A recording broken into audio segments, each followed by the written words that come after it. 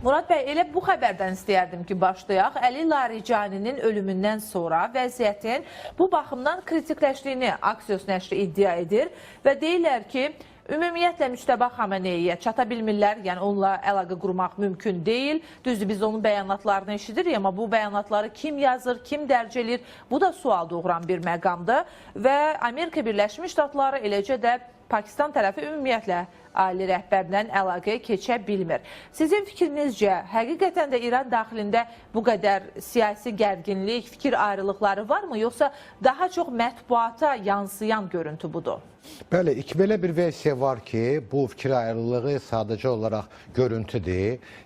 Danışıqlarda mövqeyini daha da gücləndirmək üçün güya Sepah tərəfindən mülki dövlət rəhbərlərinə hansılar ki, iştirak edirlər danışıqlarda təzyiqlər olunur və bu nəticəsində hansısa bir danışıqlar nəticəsində özləri üçün bir dividendlər əldə eləsinlər.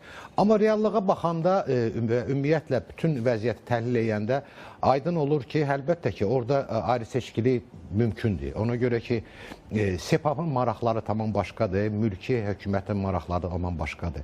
Birincisi, mülki hökumət hal-hazırda İranda olan iqtisadi, sosial duruma görə məsuliyyət daşıyır və biz bilirik ki, bu durum getdikcə ağırlaşır, xüsusi olaraq Amerika Birləşmiş Ştatlarının blokadasını nəzərə alsaq, gündəlik 500 milyona yaxın İran vəsait itirir müharibədən sonra. Bu onun üçün çox ağır bir vəziyyətdir. Neftin ixrac eləməsi mümkündür və o da qısa bir müddətdə neft quyularının dayandırmasına çıxada bilər. Ona görə ki, İran ərazisində istehsal olan nefti satmırlarsa onu saxlamaq imkanları da yoxdur. Bu da çox ağır iqtisadi itkilər var. Amma Sepahın özünün mövqeyi ondan ibarətdir ki, əgər danışıqlar baş versə və mülki hökumət Amerika Birləşmiş Ştatlarının razılığa gəlsə, onlar da özlərindən narahatdılar ki, onların maraqları burada itəcək və bundan əvvəl baş verən bütün proseslərin məsuliyyəti onların üstünə qurulacaq. Ona görə çox güman ki, mənim düşüncəmlə bu ayrı seçkiliyi var və biz bunu hiss edirik. Murad bəy, düzdür, bu hiss olunur, amma mümkün nəticələrə təsiri daha çox önəmlidir. Yəni, hadisələrin gedişatına, danışıqlar prosesinə necə təsir göstərəcək yönündə. Amerika Birləşmiş Ştatları Prezidenti Donald Trump yəqin ki, bunun fərqindədir. Çünki davamlı şəkildə kəşfiyyatda işləyir, daxildə, İran daxilində. Ona görəmi zaman tanıyır həm də İrana, yoxsa İrana bu qədər zaman verməsi, İranda şərh olunan kimi daha çox gücünü toplaması səbəbindəndir, yoxsa ölkənin daxilindəki vəziyyəti anlaması səbəbindən? Düşünürəm ki, bu siz dediyiniz argumentlərin hər birinin əsası var. Həm vaxt udmaq gücünü toplamaqdır. Aydın məsələdir. Biz izləyiriksə regionda baş verən o yaradılan hava körpüsü, dünən İsrail günləri yenə də çox aktiv şəkildə ABŞ təyyarələri, ağır təyyarələri, silah-sursat daşıyırlar regiona və axırıncı təyyarə daşıyan gəmi George Bush da hələ ki regiona yaxınlaşmayıb. Dünənki məlumatlara görə Afrikanın yanında Madagaskar adasının yanında onu görüblər. Yəni oradan regiona yaxınlaşmaq üçün haradasa 2 gün vaxt tələb olunur. Bu çox güman ki, bu bir argument. İkinci argument, vaxtın uzadılması bu günləri ABŞ-ın xeyrinədir. Nə üçün? Ona görə ki, yenə də qayıdıram öz fikrimə, o iqtisadi blokada ki, tətbiq olunub İrana, bu İrana çox ciddi təsir edir və xüsusi olaraq 2 həftədən sonra, 3 həftədən sonra, 1 aydan sonra bu çox ciddi daxildə nəticələr verə bilər. Və bu baxımdan ABŞ-ın bu günləri həm o argumenti, həm bu argumenti özlərinin maraqlarına işləyir. Murad bəy, İran tərəfi deyir ki, onsuz da Hörmüz boğazında blokada yaratmışsınız və bu müharibə aktı deməkdir. Yəni, atəşkəslə bağlı danışırsınız, amma bir tərəfdən də Hörmüz boğazındakı blokadanı aradan qaldırmırsınız. Amma nəzərə almalıyıq ki, elə bu blokadanı yaradan birinci tərəf İran özüdür. Bu hadisənin bir tərəfi, amma İranın bunu müharibə aktı kimi qəbul etməsi əslində nə dərəcədə doğrudur və yaxud da deyək ki, İran bunu müharibə aktı kimi qəbul edirsə, atəşkəsi pozmaq üçün zəmin yarana bilərmi onun tərəfindən də? Yoxsa İran sadəcə ritorikada buna üstünlük verir, amma hərəkətə keçməyəcək? Atəşkəsi pozmaq üçün o qədər bəhanə tapmaq olar ki, bu bir. İkincisi, siz düz qeyd elədiniz ki, ilkin olaraq Ormuz boğazında olan vəziyyəti, o məhdudiyyətləri, blokadana birinci İran İran tətbiq elədi və İran çox güman ki, düşünmürdü ki, o formada da ona əks tətbiq oluna bilər və fərqli olaraq özündən başqa ölkələrin resursları kifayət qədərdir. Məsəl üçün, Kuveytdir, Birləşmiş Ərəb Əmirlikləridir, onlar bir ayda, 2 ayda dözə bilərlər. Amma İranın bütün ixal hamısı 90%-i məhz dəniz vasitəsilə daxil olur və ona tətbiq olunan blokada İran üçün çox zərbə endiricidir. Bu baxımdan əlbəttə ki, İran indi çalışır danışıqlara getmək şərti kimi bu blokadanın götürülməsi. Bunu da ABŞ da hiss eləyir və Donald Trump'ın bəyanatlarında biz görürük ki, onlar o blokadanı götürmək fikrində deyirlər. Ona görə ki, o blokadanın təsir imkanlarını çox gözəl hiss eləyirlər. Və eyni zamanda da paralel olaraq, yenə qeyd etdiyim kimi, regiona silah-sursat toplayırlar. Baxın, müharibə başlamaqdan əvvəl 2 dənə təyyarə daşıyan gəmi var idi, Gerald Fordla Abraham Lincoln. Amma bu günləri 3-cüsünü də gətirirlər George Bush'u və 2 dənə də həmçinin o desant gəmiləri, onlar da təyyarə daşıyır, Tripoli-lə Boxer. Yəni 5 dənədir. Birinci dəfə müharibə başlayanda 2 dənə ilə başlamışlar. İndi isə 5 dənə toplayıblar. Deməli, Amerika Birləşmiş Ştatlarının burada hansısa başqa maraqları var, hərbi əməliyyatlar keçmək. Yəni, boşuna bu qədər xərc çəkməz yoxsa, həmin o gəmilərin ora gətirilməsi baxımından. Həmən o desant gəmilərin hərəsində 2000-dən çox dəniz piyadaçıları var. Üstündə vertikal uçuşa malik olan F-35'lər və s. Bu qədər toplanması hansısa növbəti mərhələyə uyğun olaraq hərbi əməliyyatların hazırlığından söhbət gedir. Çox güman ki, ABŞ da biz görürdük, birinci yay əməliyyatında, bu səfərki əməliyyatda Donald Trump daimi olaraq öz ritorikası ilə hərbi silahlı qüvvələrin toplanması üçün şərait yaradırdı. Və düşünürəm ki, indi də vaxt uzatmasının hardasa bu argumentin öz əsasları var. Yeni bir xəbər də Axios portalından var. Qeyd olunur ki, Amerika Birləşmiş Ştatları rəhbərliyi İrana danışıqlar masasına qayıtmaq üçün bir neçə gün vaxt vermək niyyətindədir. Vaşinqton Tehranın diplomatik prosesə qoşulması üçün müəyyən müddət tanıyıb. Bildirilib ki, əgər İran tərəfi yaxın günlərdə danışıqlara başlamasa, tərəflər arasında hərbi əməliyyatların bərpa olunması qaçılmaz olacaq. Qeyd olunub ki, Amerika Birləşmiş Ştatlarının bu addımı Tehrana son xəbərdarlıq xarakteri daşıyır. Amerika Birləşmiş Ştatlarının atəşkəslə bağlı qərarının qeyri-müəyyən müddətə qədər uzadıldığı deyilirdi. Amma təbii ki, Vaşinqton da müəyyən qədər səbr eləyə bilər. Bu qeyri-müəyyən müddət 1 ay, 2 ay ola bilməz. Bir neçə gün ərzində artıq Amerika Birləşmiş Ştatları İrandan cavab gözlədiyini deyir. Əks halda hücumlar həyata keçiriləcək, müharibə başlayacaq söylənilir. Bu bir neçə gün ərzində bu vaxta qədər qərara gələ bilməyən İran necə qərar verəcək? Yəni bu təhdidlərdən narahat olub tez qərar vermə imkanları varmı, yoxsa daxildəki qeyri-müəyyənliklər buna imkan verməyəcək?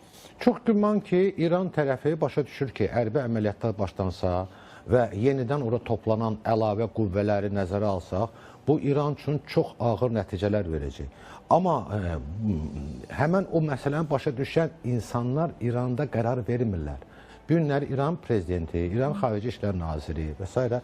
onlar bunu anlayırlar və ona görə də danışıqlara cəhd edirlər ki, danışıqlar vasitəsilə bunun qarşısını alsınlar. Bilirsiniz, bir var ki, dövləti qoruyasan, bir də var ki, nüvə proqramını. Bugünkü mərhələdə nüvə proqramından da imtina eləmək olar ki, dövləti qoruyasan. Amma Sepahın mövqeyi tamam başqadır. Sepahın mövqeyi həddindən artıq fanatik bir fikirlərlə yaşayırlar. Onlar dövləti də məhv eləməyə hazırdılar ki, öz maraqlarını, öz ideologiyasını həyata keçirsinlər. Bu baxımdan düşünürəm ki, bax, onların arasında olan münasibətlərdən asılı olacaq. Amma İran tərəfi pragmatik yanaşsa, onlara lazımdır ki, vaxt udmağa və cəhd eləyəcəklər danışıqları yenə bərpa eləməyə. Amma söhbət ondan gedir ki, Amerika Birləşmiş Ştatları silah-sursatı qüvvələri orada toplayandan sonra uzun müddət orada saxlaya bilməzlər. Məsələn, bir gəmidə saxlanılan 2500 hərbi piyadaçı o gəmidə uzun müddət qala bilməz. Orada o şərait yoxdur. Yəni, ABŞ da vaxt məhdudiyyəti var, texniki baxımdan onun silahlı qüvvələri tələb eləyir. Bu baxımdan düşünürəm ki, siz dediniz, qeyd etdiyiniz kimi 1 ay, 2 ay bunu uzatmaq mümkün olmayacaq, çox çətin olacaq. Hardasa, yəqin ki, bir həftəyə, 10 günə, 15 günə biz bu kritik məqamı keçməliyik. Bir də Sepahdan reaksiya var və Sepah Amerika Birləşmiş Ştatları və İsrailin yeni müharibəyə hazırlaşacağı halda onları təhdid edib. Deyib ki, yeni toqquşma bu ölkələr üçün dağıdıcı olacaq.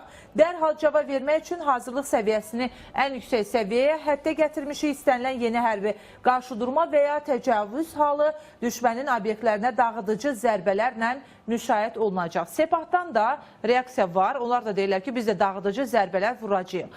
Bu son açıqlamalara nəzər yetirəndə Murad bəy, sanki danışıqların artıq daha geridə qaldığı, indi savaşın alovlanma cəhdinin ortaya atıldığı görünür. Bu sadəcə İran və Amerika Birləşmiş Ştatlarının bir-birini təhdid etməsi dilidir. Yoxsa doğrudan da artıq Sepah hazırlıq vəziyyətindədir. Amerika Birləşmiş Ştatları İrana son tarix verir. Müharibənin əvvəlki qədər alovlanması, bəlkə də daha şiddətli olması ehtimallarını nə dərəcədə dəyərləndirirsiniz? Mən hesab edirəm ki, müharibənin bərpa olunması ehtimalları çox böyükdür. Hətta bu danışıqlar başlayan zamanda, yazılı bir studiyada müzakirə edirdim. Mən hər zaman deyirdim ki, bu danışıqların nəticə verilməsinə mən inanmıram və ikinci mərhələ hərbi əməliyyatlar başlanmalıdır. Ona görə ki, bugünkü günü Sepah bu cür vəziyyətdə də öz mövqelərini ölkənin daxilində vermək fikrində olmayacaq və sona qədər çalışacaq ki, öz siyasətini həyata keçirsin. Bu baxımdan da ABŞ da istədiyinə hələ ki nail olmayıb. Bəli, ABŞ-ın şansları var idi, düşünürdü ki, İrandakı mülki hakimiyyətlə danışıqlara gedər və o nüvə proqramını sülh yolu ilə qarşısına ala bilər. Və mən düşünürəm ki, doğrudan da bəlkə də səmimi deyirdi Donald Trump ki, İran rəhbərliyində kifayət qədər ağıllı insanlar var, bunu başa düşürlər. Amma yenə də o fanatik Sepahda olan qüvvələr, biz dünən də gördük ki, Tehranın mərkəzində raketləri çıxadıb onun ətrafında mitinqlər keçirmək və s. belə bir şeylər həyata keçirir. Bilirsiniz, bu sabahları Tehranın mərkəzinə sən raketləri gətirirsənsə, bu İsrail üçün də, ABŞ üçün də məhz hədəf nöqtələri olacaq şəhərin mərkəzində. Bunları düşünmürlər. Bu baxımdan hesab... Yəni, mülki insanlar nəticə etibarilə hədəfə çevrilmiş olacaq, əgər həmin o silahlılar hərbi texnik olsa. Bəli, bəli. Murad bəy, artıq biz bəzi istiqamətləri danışdıq, amma bir də Hörmüz boğazı ilə bağlı düşünürəm ki, detalların müzakirəsinə ehtiyac var. Amerika Birləşmiş Ştatları orada blokadanı davam etdirəcəyini deyir. İran ta ki onun şərtləri ilə razılaşana qədər. İran tərəfi də deyir ki, bu əslində yol verilməz addımdır. Az öncə dediyim kimi müharibə aktı kimi dəyərləndirir. Hörmüz boğazı ilə bağlı təzyiqin İran üçün, yəni İrana qarşı effektli olacağını düşünür Amerika Birləşmiş Ştatları. Bəlkə də müharibənin bugününə qədər öz təbiricə belə effektli bir variant tapmamışdı. Yəni zərbələr endirilirdi, amma bunun İrana bir o qədər də təsiri olmurdu. İndi isə İran iqtisadiyyatı da sıxışdırılır. Nə dərəcədə İran daxilində bunun təsirləri ola bilər? Deyək ki, Hörmüz boğazı hələ bir həftə bu cür bağlı qaldı. İran nə dərəcədə zərər görəcək bundan? Bu çox ciddi zərər görəcək. Yenə qayıdıram öz fikirlərimə, fikir verin. Amerika Birləşmiş Ştatlarının tətbiq elədiyi blokada birbaşa olaraq Hormuz boğazına deyil. Onun blokadası birbaşa olaraq İranın ərazisində olan limanlara daxil olan və oradan çıxan gəmilərədir. Yəni, bu cür ciddi blokada Amerika Birləşmiş Ştatlarının mərkəzi komandanın məlumatına görə bu vaxta qədər 28 dənə gəmi dayandırılıb. Və bunlar əsasən İranın ixrac əməliyyatlarının 90%-i həmən bu limanlar vasitəsilə keçirir. Burada İranın neft ixracından söhbət gedir və ondan da savayı İrana idxaldan da söhbət gedir. Axı, burada tibbi ləvazimatlar var, müxtəlif sahələrdən aldığı mallar var. Bunların hamısı qısa bir dövrdə İran ərazisində buna ehtiyac artacaq, bunun məhdudiyyəti hiss olunacaq. Neftlə bağlı danışırsa, gündə 450-500 milyon dollara yaxın İran neft ixracının hesabına gələ götürürdü. Elə Trump da deyir ki, çox üzr istəyirəm, İran maliyyə cəhətdən çökür, onlar Hörmüz boğazının dərhal açılmasını istəyirlər, pul çətinliyi, maliyyə baxımından çətinliyi çəkirlər və gündə 500 milyon dollar itirirlər, hərbçilər və polislər maaş almadıqlarından şikayətlənirlər. Bax, belə bir vəziyyətdə, bilirsiniz, dövləti ancaq bir təbliğatla qoruyub saxlamaq müharibə vaxtı çətindir. Vəsait tələb olunur. Əskərləri və təhlükəsizlik qüvvələri sən təmin eləməlisən. Vəsait də məhdudlaşanda bu həmin o qüvvələrin içində narazıçılıq artıracaq.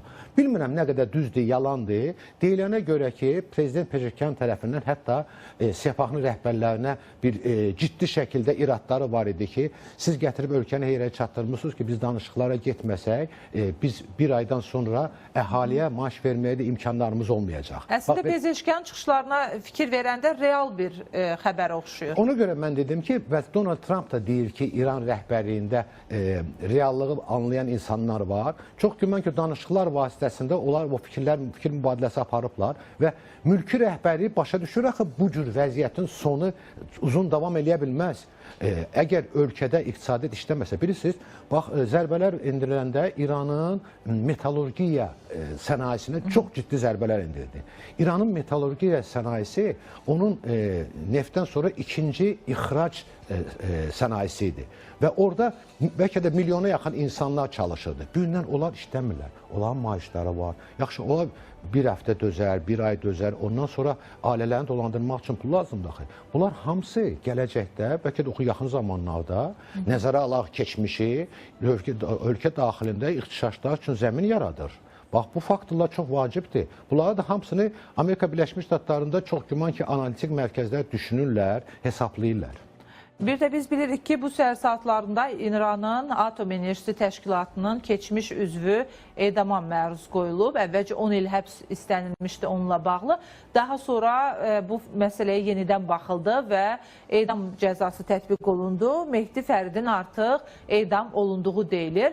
Biz bilirik ki, hazırda bu uranın saflaşdırılması məsələsi İran üçün çox həssas bir məsələdir, həm də vacib bir məqamdır. Saflaşdırılan uran harda gizlədilir? Bunun da dəqiq məlumatı yoxdur. Amerika Birləşmiş Ştatları, İsrail kəşfiyyatı İranda nə qədər güclü işləsə də hələ ki bu məlumata gedib çıxa bilməyiblər. Bu məlumatın bu qədər məxfi saxlanılması, yəni İranın bugün imkanları daxilindədirmi, harasa daşınıbmı deyə Amerika Birləşmiş Ştatları bunu tapa bilmir, yoxsa İranın həqiqətən də belə bir imkanı var. Düzdür, siz bunu tam bilə bilməzsiniz, amma bir təxmin olaraq soruşuram. Mən sizə dəqiq deyim, baxın. Haradasa 5-6 il bundan əvvəl tarixi səhv deyə bilərəm. İsrail xüsusi xidmət orqanları İranda bir əməliyyat keçirtmişdilər və bir fura disklərdə İranın nüvə proqramı ilə bağlı tam məlumatları çıxadıb və mətbuat konfransı keçirmişdilər. Bütün İran proqramını aşkarlamışdılar beynəlxalq ictimaiyyət üçün. Yəni, bu ilə bağlı kifayət qədər məlumatlar var. Harada saxlanması? Harada saxlanması ilə bağlı İranın 2 dənə əsas yeri vardı ki, harada bu İran zənginləşirdi. Bu Natanzdır, bir də Fordo. Və hər ikisinə Amerika Birləşmiş Ştatları tərəfindən istər yay vaxtı, istər bu səfər çox ağır bombardımanlar vasitəsilə ən güclü o 14 tonluq bombalarla zərbələr endirilib. İndi oradakı vəziyyət o qədər naməlumdur ki, ora daxil olmaq olmur. İstər İran ekspertləri daxil ola bilmir, istər başqaları. Yəni o dağın içində nələr baş verib, o dağıntılar nə yerdədir, vəziyyət nə yerdədir, ona görə dəqiq məlumatı əldə eləmirlər. Hətta danışıqlar vasitəsində görürsünüz, bir layihələrdən biri ondan ibarətdir ki, ABŞ gəlib orada bir baza quracaq, hərbi baza və orada texniki heyəti yığıb, qazıntılar aparıb ora daxil olacaqlar. Ona görə istər İran, istər ABŞ heç kəs bilmir ki, o dağıntılar nəticəsində orada içəridə nələr baş verib və hal-hazırda olan o zənginləşmə prosesləridir, sentrifuqalardır və s. o texniki imkanlar zaten son vəziyyəti hansı durumdadır? Təşəkkürümüzü bildiririk. Murad bəy, minnətdarıq sizə studiyamıza gəldiyiniz üçün, fikirlərinizi